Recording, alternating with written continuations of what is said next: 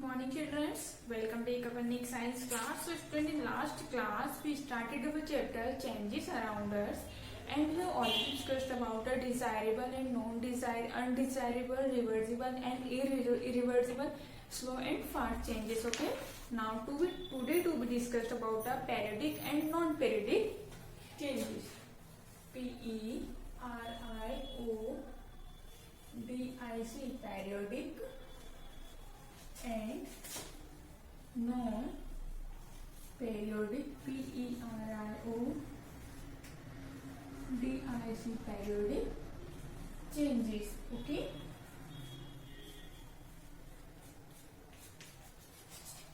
So let's see, student, what is periodic and non-periodic changes. There are many changes which repeat regularly after a fixed interval of time.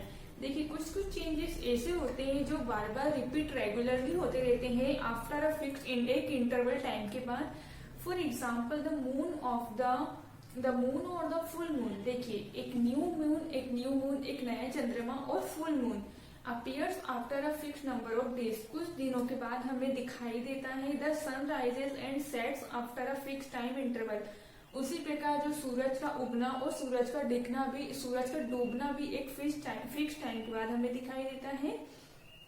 All such changes which keeping repeating themselves at a regular period of time are called periodic changes. तो देखिए ये सभी जो changes है, ऐसे changes मतलब जो repeat होते रहते हैं एक समय के बाद, मतलब लगातार कंटिन्यू चेंजेस होते रहते हैं, लेकिन हमें एक समय के बाद हमें वो चेंजेस दिखता है तो उसे बोलते हैं टाइम टू टाइम चेंजेस होते हैं. जैसे सूरज का डूबना, एक टाइम में डूबने का, और ये हमें पता है कि सूरज उगेगा तो वो भी हमें पता है कि मतलब उगेगा, उगते हुए दिखेगा, तो वो भी क्या है चेंजेस. मतलब ये चेंजेस पीरियडिक के जो हमेशा कंटिन्यू एक के बाद मतलब प्रोसेस में चलते रहते हैं. These changes are by and large they are quite useful to us. जो हमारे लिए क्या होते हैं, बहुत ज्यादा यूजफुल होते हैं. On the other hand, there are changes which may occur at any time and sometimes they do not reoccur for years. और कुछ चेंजेस ऐसे होते हैं जो बहुत लंबा समय लेते हैं, लॉन्ग टाइम लेते हैं, उसके बाद भी शायद वो या बहुत साल बाद वो रीचेंज होते हैं, रीओकर होते हैं. और such changes we do not occur at regular. तो वो रेगुलर चेंजेस नहीं होते हैं और ना ही उनके चेंजेस में कुछ हमें टाइम पता रहता है, ना कुछ टाइम इंटरवल रहता है. उसे बोलते हैं नॉन पीरियडिक चेंजेस. देखिए the sun rises in the east every morning and sets in the west every evening. जैसा कि हम जानते हैं सूरज का उगना पूर्व दिशा से होता है और सूरज का डूबना पश्चिम दिशा में होता है. This is a periodic changes. तो ये कौन सा चेंजेस है, periodic changes. On the other hand an earthquake and tsunami are non periodic changes. उसी प्रकार अर्थक्वेक, हमें नहीं पता कि अर्थक्वेक कब आएगा, सुनामी कब आएगी, इसके बारे में हमें नहीं पता, तो इसे बोलते हैं अनपेरियोडिक, नॉन पेरियोडिक चेंजेस. अब देखिए पेरियोडिक चेंजेस एग्जाम्पल क्या है, the changing faces of moon. चंद्रमा का जो कला है, चंद्रमा की जो फेसेस है उसका बदलना मीन्स है ना. The rising and setting of the sun. सूरज का डूबना, सूरज का उगना एक पेरियोडिक चेंजेस है. चेंज ऑफ सीजन, मौसम का बदलना. High and low tides in sea. समुद्र में जो टाइड, जो लहरें होती है उनका भी पता है हमें. Swimming of the pendulum of a clock. और जो घड़ी का जो पेंडुलम होता है वो एक जगह पे आता है, दूसरी जगह वहीं आकर रुकता है, ये हमें पता है. ओके, तो इसे बोलते हैं हम पेरियोडिक चेंजेस. अब नॉन पेरियोडिक चेंजेस क्या होते हैं, डस्ट स्टॉर्म. वो डस्ट स्टॉर्म में जो बोलते हैं एकदम धूल का वो बनना, बवंडर बनना, वो नहीं पता हमें कब हो सकता है, कब खत्म होगा. मीटिंग विथ एन एक्सीडेंट, कभी भी एक दुर्घटना हो जाना, हमें दुर्घटना के बारे में नहीं पता रहता है. इरप्शन ऑफ वॉल्केनोस मीन्स जो कहते हैं जिसे लावा कब हो जाए हमें पता नहीं है, कब क्रिएट हो जाए. रस्टिंग ऑफ आयरन, लोहे में जंग लगना. हमसे बोल के तो नहीं आता है कि आप में लोहे में जंग लगने वाला है, ये नहीं पता हमें. फॉलिंग सिक और सडनली बीमार होना. अच्छे भले रहते थे इंसान, सडनली बीमार हो सकते हैं, तो ये हमें नहीं पता रहता है. तो ये सब होते हैं non periodic changes. So next is topic is changes is physical and chemical changes. Physical, PHYSICAL, physical and chemical changes.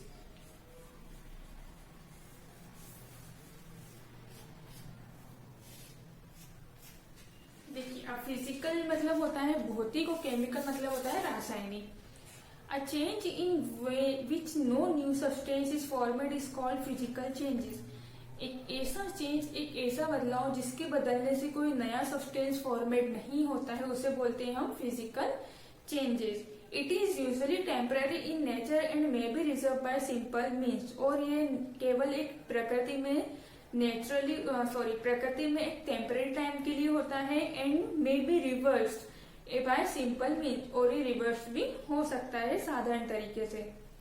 A physical change result in the change of physical appearance of a substance, change in shape, color, position, size of state। देखिए, जो physical change होता है किस किस चीजों में change होता है, उनके शेप मीन्स आकार में चेंज होता है, उसके कलर में चेंज होता है, उनकी पोजीशन में चेंज होता है, और साइज ऑफ स्टेट, जो स्टेट है मीन्स मैटर है, उसके साइज में चेंज होता है। If you have your hair cut it is a physical change. आप आपकी मर्जी से आपके बाल कटा रहे हैं, आपका फिजिकल चेंज है, या आपके साइज में मतलब आपके बालों के साइज में चेंजेस आ रहा है। When a glass breakage it change into bits but the bits are still glass. देखिए, कोई ग्लास का टूटना एक फिजिकल चेंजेस है। It change into bits, it does not transform into something else, और ये किसी दूसरे रूप में ट्रांसफॉर्म नहीं होता है। It is a physical change. Similarly, changing of ice into water and water into vapor are example of physical। उसी प्रकार जो चेंजिंग ऑफ आइस, जो बर्फ का पानी में बनना और वापस से पानी का वेपर में बनना, यह भी एक प्रकार का फिजिकल चेंजेस का ही एग्जाम्पल है। some more example of physical changes are chopping of wood। उसके अलावा कुछ कुछ एग्जाम्स क्या है, जैसे लकड़ी को काटना, mixing of sugar in milk, दूध में शक्कर का मिक्स करना, ड्राइंग ऑफ वेट क्लॉथ, गीले कपड़ों का सूखना या सूखे कपड़ों का गीला होना, फोल्डिंग अ पेपर, पेपर को फोल्ड करना, hitting a ball with a bat, bat से बॉल को मारना। तो ये सब क्या है, फिजिकल चेंजेस। ओके, इसका कोई टाइमिंग नहीं है, इसका कुछ भी फिक्स नहीं है, और ना ही इनके चेंज होने से कोई दूसरा सब्सटेंस मिलता है, तो उसे बोलते हैं physical changes. Okay, so next is chemical changes. A salt solution is a mixture of water and salt। जैसा कि हम जानते हैं, यदि हम पानी में नमक को मिक्स करें, salt and water from the mixture can be separated by allowing the water to evaporate। और यदि हम उन मिक्सचर को अलग करना है तो हम उसे evaporate में वाष्पोत्सर्जन की प्रोसेस से अलग कर सकते हैं। The formation of salt solution is a physical change। और जो salt solution का formation होता है उसे बोलते हैं हम physical change। Because both salt and water retain their properties and can be easily separate। ऐसा इसलिए बोलते हैं क्योंकि जो पानी और जो नमक है उनकी प्रॉपर्टीज जो होती है, उनका जो गुण होता है, कैन भी इजीली, वो पानी में इजीली घुल जाता है नमक। Similarly melting of wax is also a physical change. उसी प्रकार मोम का पिघलना भी एक फिजिकल चेंजेस की गिनती में आता है। Okay, There is no formation of any new substance during a physical change। जब फिजिकल चेंज होता है तो कोई भी न्यू सब्सटेंस नहीं बनता है। पानी में नमक घोला तो कोई न्यू सब्सटेंस प्राप्त नहीं हुआ हमें, हम उसको अलग कर सकते हैं। मोम का पिघलना कोई न्यू सब्सटेंस नहीं है, उसके अलावा ग्लास का टूटना कोई न्यू सब्सटेंस नहीं है, कोई मतलब सब्सटेंस नहीं बन रहा है। Physical changes are mostly temporary and can be reversed by removing the case of change. During a physical change, और जो फिजिकल चेंज हो रहा हो, the composition of a substance remain unchanged, there will be change in shape, size, colour, position of state. तो ये जो changes होता है फिजिकल चेंजेस में, ये उसके साइज में चेंज होता है, उसके शेप में चेंज होता है, उसके कलर में चेंज होता है, उसके स्टेट में वो किस पोजीशन पे है और किस पोजीशन में आ जाता है। तो इन सब चेंजेस में वो बोलते हैं फिजिकल चेंजेस। सो स्टूडेंट्स, आगे आप लोगों को समझ में, इसके आगे का नेक्स्ट केमिकल चेंजेस हम नेक्स्ट क्लास में डिस्कस करेंगे। Thank you, have a nice day.